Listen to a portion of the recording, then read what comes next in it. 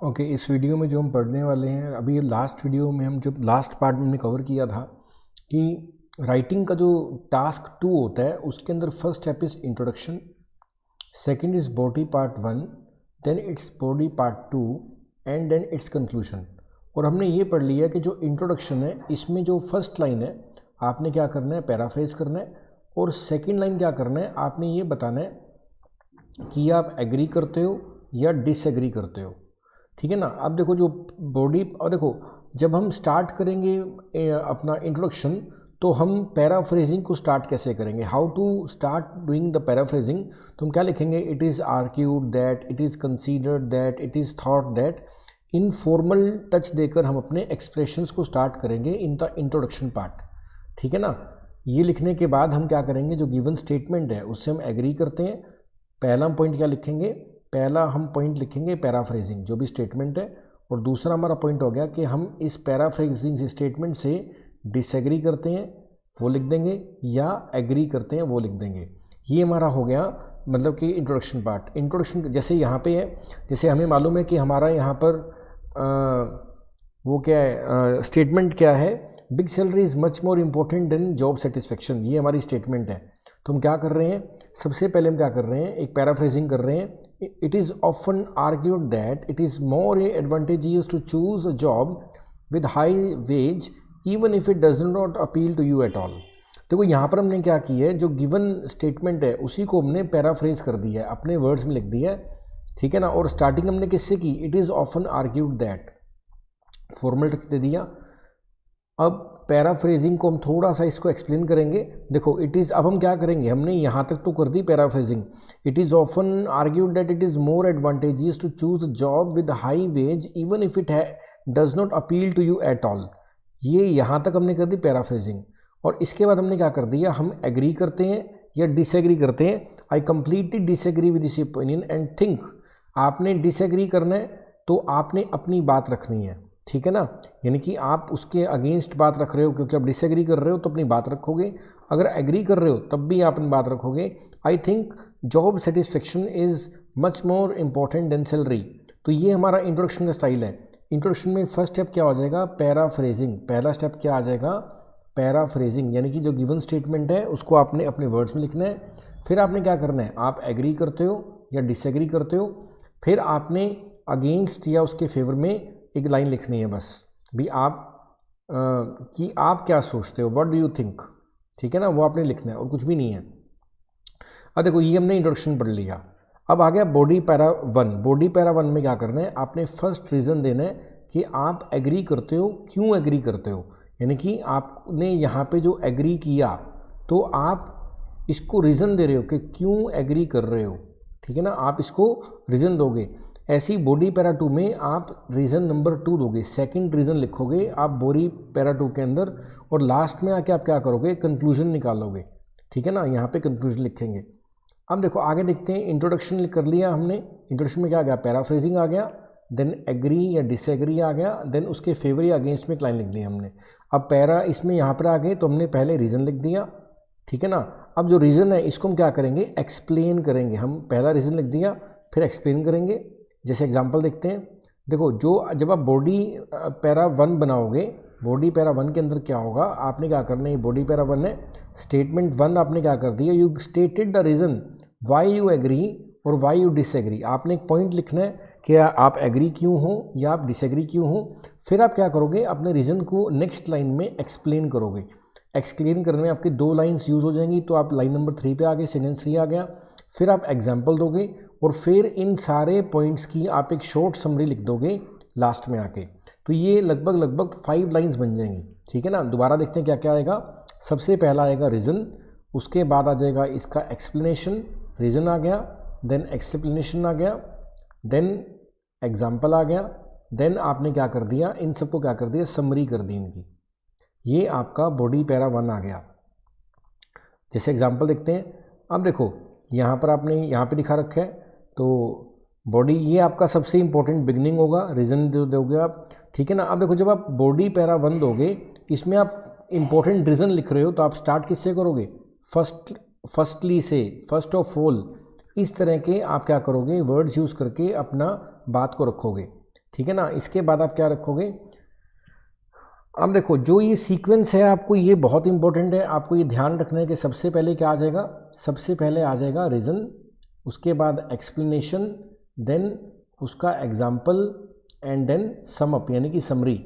ये पैटर्न आपको अपने मन में बिठाना है बॉडी पैरा 1 का। जैसे एग्जाम्पल देखते हैं, अब देखो जैसे आपने रीज़न दे दिया, first of all I believe that job satisfaction gives people a sense of fulfilment, ये आपका रीज़न है, that no money can guarantee. अब आप इस चीज़ को एक्सप्लेन करोगे, वाई, आप इस बात का वाई दोगे। आगे क्या लिखना है आपने, पहला आपने रीज़न दे दिया, अब एक्सप्लेन करना है। अब एक्सप्लेन कैसे करोगे, इस रीज़न से पूछोगे वाई, वाई लिखकर आप एक्सप्लेन करोगे। देखो जब हम राइटिंग कर रहे होंगे ना, जब हम राइटिंग कर रहे होंगे तो हमें इस थॉट से राइटिंग करनी है कि जो हमारा एग्जामिनर है उसको इस टॉपिक के बारे में कोई भी नॉलेज नहीं है, उसके हमें एक्सप्लेन अच्छे से करना है। तो सबसे पहले रीज़न दे दिया। अब आपने ये सोचना है कि आपके एग्जामिनर को नॉलेज नहीं है, तो आप इसको अच्छे से एक्सप्लेन करोगे, ठीक है ना। फिर और समझाने के लिए उसको आप एग्जाम्पल दोगे और लास्ट में आप क्या करोगे, इन सब की समरी लिखोगे। ये पैटर्न आपने ध्यान रखने लिखने के लिए। जैसे एग्जाम्पल देखते हैं, जैसे अब देखो इसी का एग्जाम्पल है, first of all I believe the job satisfaction gives people a sense of fulfilment that no money can guarantee. अब देखो यहाँ तक तो हमारा क्या आ गया, रीज़न आ गया कि फुलफिलमेंट मिलती है। अब इसी को एक्सप्लेन कर रहे हैं, even if someone is earning high salary but feels tensed and compromises with conscience, this person want enjoy his life, कि अगर मतलब कि कॉम्प्रोमाइज़ करता है कोई तो उसको एन्जॉय नहीं कर पाएगा। While pursuing one's interest will always bring pleasure and feeling of satisfaction. अब ये इतना हमने क्या कर दिया, एक्सप्लेन कर दिया। हमने क्या कर दिया, एक्सप्लेन कर दिया। पहले हमने क्या कर दिया, रीज़न दे दिया। अब रीज़न को हमने क्या कर दिया, एक्सप्लेन कर दिया, ठीक है ना। तो उसको एक्सप्लेन कैसे करेंगे, हम अपने रीज़न के फेवर में एक बात लिख देंगे, ठीक है ना, और जो उसके अगेंस्ट बात होगी उसका एक नेगेटिव पॉइंट लिख देंगे। जो बात फेवर में है उसके बारे में एक पॉइंट लिख देंगे, जो उसके अगेंस्ट है उसका एक नेगेटिव पॉइंट लिख देंगे, जिससे हमारा आर्ग्यूमेंट स्ट्रॉन्ग हो जाएगा। अब देखो इसके बाद हमें क्या करना है, एग्जाम्पल देना होता है। जैसे एग्जाम्पल देते हैं, देखो अब यहाँ पे हमने क्या कर दिया, एग्जाम्पल ऐड कर दिया। फोर्थ में एग्जाम्पल आ गया। For example, a lot of famous researchers made their career choices not because of appealing wages but because they were passionate about science. That's why it is more important to choose the kind of work that makes you happy than to look only at the high salary. अब ये हमने क्या कर दिया, यहाँ पे famous researchers का example दे दिया कि फेमस रिसर्चर क्या है, अपना करियर चॉइस बनाते हैं, ना कि तनख्वाह को देखते हैं, इसलिए उनका क्या है, करियर बहुत अच्छा बनता है और वो खुश भी रहते हैं। अब हम क्या करेंगे, लास्ट में क्या करेंगे, यानी कि पहले हमने क्या किया, इंट्रोडक्शन, उसके बाद बॉडी पैरा 1, उसके बाद बॉडी पैरा 2 एंड कंक्लूजन। तो इंट्रोडक्शन में क्या आ गया था, पैराफ्रेजिंग, देन एग्री और डिसएग्री। अब आप एग्री करते हो उसका रीज़न देना है, रीज़न को फिर आपने एक्सप्लेन करना है और एक्सप्लेनेशन को सपोर्ट करने के लिए आपने एग्जाम्पल देने हैं, ठीक है ना। और आप यहाँ पे क्या करोगे, इन सब की समरी कर दोगे। ऐसा ही आप क्या करोगे, एक और रीज़न दोगे पैरा 2 के अंदर, फिर उसको आप एक्सप्लेन करोगे, उसके फेवर में बात लिखोगे और जो उसके अगेंस्ट बातें हैं उसको मतलब कि निगेट करोगे और ताकि आर्ग्यूमेंट को सपोर्ट हो सके। फिर आप एक एग्जांपल लिखोगे और लास्ट में क्या करोगे, समरी लिखोगे। तो ये हमारा पहले इंट्रोडक्शन हो गया, देन बॉडी पैरा 1 हो गया, इसमें 4 पॉइंट्स आ गए हमारे, बॉडी पैरा 2 4 पॉइंट आ गए, यानी कि 5 लाइन के आसपास यहाँ पे हो जाएंगी, 5 लाइन के आसपास यहाँ पे हो जाएंगी, 2 से 3 लाइन्स आपकी यहाँ पर हो जाएंगी स्टार्टिंग में, 5 लाइन्स यहाँ पे होगी आराम से, 5 यहाँ पे होगी। तो देखो 12-13 लाइन्स होगी। कंक्लूजन आपका 1 से मैक्सिमम लाइन्स में रहेगा। कंक्लूजन में आपने क्या ध्यान रखना है, आपने 3 बातें ऐड करनी होती है कंक्लूजन के अंदर। वो कौन कौन सी है देखते हैं। देखो जब आप कंक्लूजन को स्टार्ट करोगे तो कैसे लिखोगे, to conclude, in conclusion, to sum up, to summarise, इन वर्ड से आप कंक्लूजन स्टार्ट करते हो। फिर आपने क्या करना है, जो आपका स्टेटमेंट है आपने उसको रीस्टेट योर ओपिनियन, जो आप एग्रीमेंट करते हो आपने उसको दोबारा लिखना है और फिर आपने कारण बताने के क्यों आप एग्रीमेंट करते हो उसके रीजंस बताने हैं। रीजंस आपने वही बताने हैं जो बॉडी पैरा 1 में लिखा है, बॉडी पैरा 2 में लिखा है। यही रीजंस आप कंक्लूजन के अंदर ऐड करोगे। कंक्लूजन में और कोई रीज़न नहीं लिखोगे, कंक्लूजन में वही रीज़न लिखे जाएंगे जो कि आपने ऊपर लिखे हैं, ठीक है ना। तो इस तरह से हमने सारा का सारा समअप करना है। देखो जैसे यहाँ पे लिखा है, to conclude I strongly believe that job satisfaction is more beneficial than high salary. तो टू कंक्लूड से स्टार्ट किया हमने, आई बिलीव दैट अभी हमने क्या कर दिया, जो स्टेटमेंट था वही का वही लिख दिया, बिकॉज अब इसके फेवर में हमने क्या कर दिया, दो कारण बता दिए जो हमने बॉडी पैरा 1 में और बॉडी पैरा 2 में लिखा है। ये हमारा कंक्लूजन हो गया। 1 मिनट लगेगा, हम सारा समअप कर लेते हैं, दोबारा देखते हैं क्या क्या हमने ध्यान रखना है। सबसे पहला जो हमारा स्टेप होगा दैट विल बी इंट्रोडक्शन, उसके बाद होगा बॉडी पैरा 1, उसके बाद होगा बॉडी पैरा 2, उसके बाद होगा कंक्लूजन। ओके, अब इंट्रोडक्शन में क्या आएंगी, दो चीज़ें आएंगी।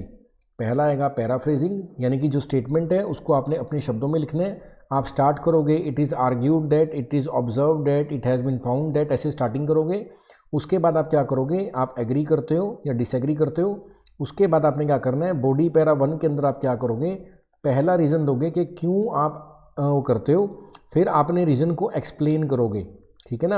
यानी कि इसके फेवर में एक बात लिखोगे और जो चीज़ें इसके एंटी है उसको यहाँ पे उसका अगेंस्ट करोगे आप। फिर आप क्या करोगे, एग्जाम्पल लिखोगे, अपने एग्रीमेंट का एग्जाम्पल भी कैसे आपकी बात रिफ्लेक्ट हो रही है, एक ऐसा एग्जाम्पल लिखोगे। Example must be logical example होना चाहिए। और इसके बाद आप क्या करोगे, यहाँ पे समरी लिख दोगे। फिर आप क्या करोगे, रीज़न 2 लिखोगे। रीज़न 2 के अंदर भी सेम पैटर्न है, पहले रीज़न लिखोगे, उसको एक्सप्लेन करोगे, एग्जाम्पल दोगे उसके फेवर के अंदर, और उसके लास्ट में क्या हो जाएगा, समरी हो जाएगी, और लास्ट में कंक्लूजन आएगा। कंक्लूजन को स्टार्ट करने के लिए क्या लिखोगे, to conclude, in conclusion, to sum up, ये सब को लिखोगे। उसके बाद आप क्या करोगे, यहाँ पे आप स्टेटमेंट लिखोगे, जो आपका स्टेटमेंट है, और लास्ट में क्या है, दोनों के दोनों रीजंस यहाँ पे लिख दोगे जो आपकी स्टेटमेंट को सपोर्ट करते हैं। तो आई थिंक यहाँ पे एक बेसिक स्ट्रक्चर समझ आ गया होगा कि आपके सामने ये पूरा का पूरा देखो पैराग्राफ भी लिखा हुआ है, जिससे आपको आई होप क्लियर हो जाएगा। देखो ये एक रफ आइडिया है, ठीक है ना। देखो यहाँ तक हमारा क्या आ गया, इंट्रोडक्शन आ गया। First of all I believe जो ये सेंस ऑफ इवन इफ ये रीजंस आ गए, आप समझ जाओगे ये, ठीक है ना। तो इस तरह से प्रैक्टिस करनी है हमें। आई होप ये समझ आया होगा। Will work more on these topics in our next videos. Thank you.